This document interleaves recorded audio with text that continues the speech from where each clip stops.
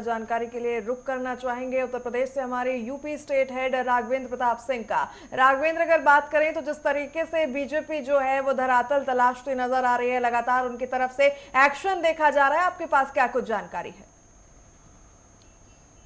बिल्कुल प्रगति, इससे इनकार नहीं किया जा सकता है कि केंद्र की जितने भी इंटेलिजेंस है दिल्ली में फैले हो रही है और इस बात का अंदाज़ा नहीं लगाया जा सकता कि काकरोच पार्टी के नाम पे ये जो जन आंदोलन एक छात्रों का हुजूम निकल रहा है वो इतना विकराल रूप लेगा और जगह जगह तोड़ फोड़ की लाठीचार्ज की जिस तरह से घटनाएं घटी, मेट्रो स्टेशन पे जिस तरह से ये लोग घुसे, संसद भवन में घुसने का जिस तरह से प्रयास किया गया।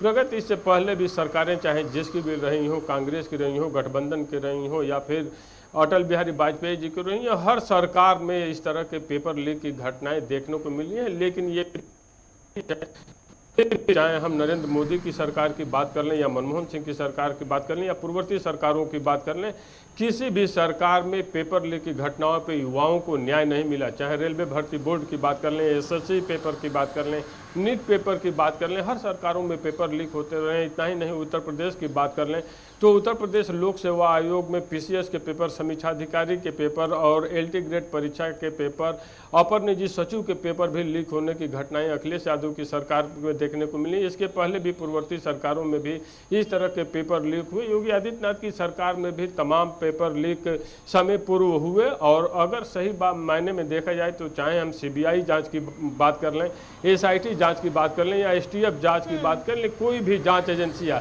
केवल उत्तर प्रदेश ही नहीं, हम मध्य प्रदेश के व्यापम की बात कर लें, अहमदाबाद की बात कर लें, बंगाल की बात कर लें, उत्तर प्रदेश की बात कर लें, बिहार की बात कर लें, झारखंड की बात कर लें, हरियाणा की बात कर लें, छत्तीसगढ़ की बात कर लें, हर राज्यों में भी पेपर लीक की घटनाएं देखने को मिल रही है। लेकिन अफसोस, युवाओं को कभी भी न्याय नहीं मिला। ये सारी एजेंसियां उन्हीं भर्ती परीक्षाओं के गड़बड़ जाले में गुम हो जाती हैं। तो एक तरह से हर बार युवा ठगा जाता है।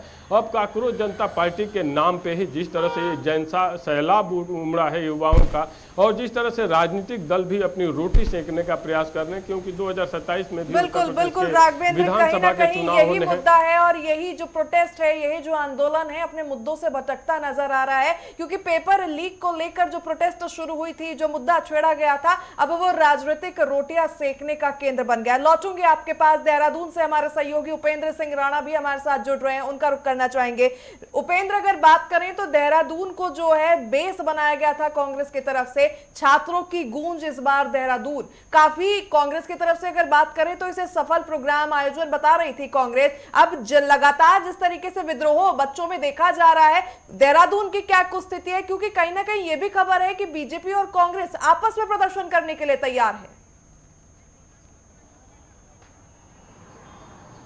देखिए बिल्कुल, क्योंकि देहरादून ही नहीं पूरे देश भर में जिस तरीके से पेपर लीक का मामला जो है वो उठा है और पेपर लीक मामले में जिस तरीके से दिल्ली के जंतर मंतर में जिस तरीके से जो प्रोटेस्ट जिस तरीके से हो रहा है उसको लेकर साफ तौर पर राजनीतिक रोटियां जो है वो सेकी जा रही है। दूसरा, जिस तरीके से कांग्रेस ने पेपर लीक मामले में उनके नेता प्रतिपक्ष राहुल गांधी जिस तरीके से यहाँ पर आए थे, काफी सफल कार्यक्रम रहा, काफी यूथ उसमें जुड़े थे और उम्मीदों से ज्यादा संख्या में जिस तरीके से युवा उस में भागीदारी जिस तरीके से उसमें रही, तो उससे कांग्रेस काफी गदगद नजर आए। उन्होंने साफ तौर पर कांग्रेस की ओर से ये कहा गया कि जो रैली थी वो काफी सफल रही, छात्रों की गूंज, छात्रों से जो संवाद राहुल गांधी का रहा वो पूरी तरीके से सफल रहा। उसके बाद जिस तरीके से अब जो जंतर मंतर में लाठीचार्ज हुई, लाठीचार्ज के बाद जब राहुल गांधी प्रधानमंत्री आवास में विरोध करने जब पहुंचे तो उसको लेकर जिस तरीके से कल पहले कांग्रेस देर रात जो है उन्होंने प्रदर्शन किया, लोक भवन कूच किया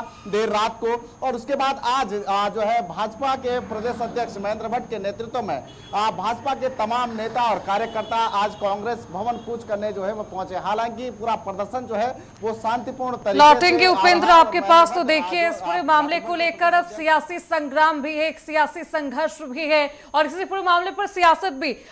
दिल्ली से कंचन हमारे साथ जुड़ चुकी है। कंचन, वहां पर अब किस तरीके के हालात है? क्या जंतर मंतर पर सब कुछ सामान्य हो गया क्योंकि मॉनसून सत्र की कार्यवाही जारी है? किस तरीके की मांग अब कर रहे हैं विपक्ष के नेता? कंचन को शायद आवाज नहीं जा रही है, वापस उनके पास जाएंगे। लेकिन राघवेंद्र, अभी वो तमाम तस्वीरें हमने देखी भी है, किस तरीके से अखिलेश यादव को भी डिटेन किया गया। अखिलेश यादव जब सदन के अंदर जाते हैं वो छात्रों की बात करते हुए नजर आते हैं। वो सिर्फ यही नहीं कहते कि छात्रों के साथ जो व्यवहार किया गया वो भी गलत है, उसकी भी निंदा करते हुए नजर आए। क्या लगता है ये पूरा मुद्दा जो है वो चुनावी मुद्दा बनता हुआ नजर आएगा और चुनावी एजेंडों में ये शामिल हो जाएगा राघवेंद्र? नहीं है कि एक बार जेपी ने कहा था कि जब सड़कें सुनसान हो जाती हैं तो संसद आवारा हो जाती है। तो एक तरह से जिस तरह से लगातार पेपर लीक हो रहे थे, जैसा 10 सालों की भी बात कर लें तो 152 परीक्षाओं के पेपर लीक हुए, उनमें अभी तक छात्रों को न्याय नहीं मिला। तो उस कड़ी में अगर छात्रों का आंदोलन देखा जाए तो वाजिब आंदोलन दिखता है, लेकिन आंदोलन का जो स्वरूप हुआ वो मेन रूप से अपने रास्ते से भटक गया। कोई भी आंदोलन जब उग्र हो जाता है, पथराव होने लगते हैं, लाठीचार्ज होने लगती है, तो वो आंदोलन दिशाहीन हो जाता है, फिर वो आंदोलन खत्म हो जाता है। और ये आंदोलन भी अब उसी दिशा की तरफ आगे बढ़ता हुआ दिखाई दे रहा है। युवाओं के शरीर पे लाठीचार्ज करना निंदनीय है, इसकी भी राघवेंद्र, आपको रोकना चाहेंगे, बेहद संवेदनशील ये मुद्दा है, कहीं ना कहीं विपक्ष भी बना रहा है और सरकार भी अपने आप को डिफेंड करती नजर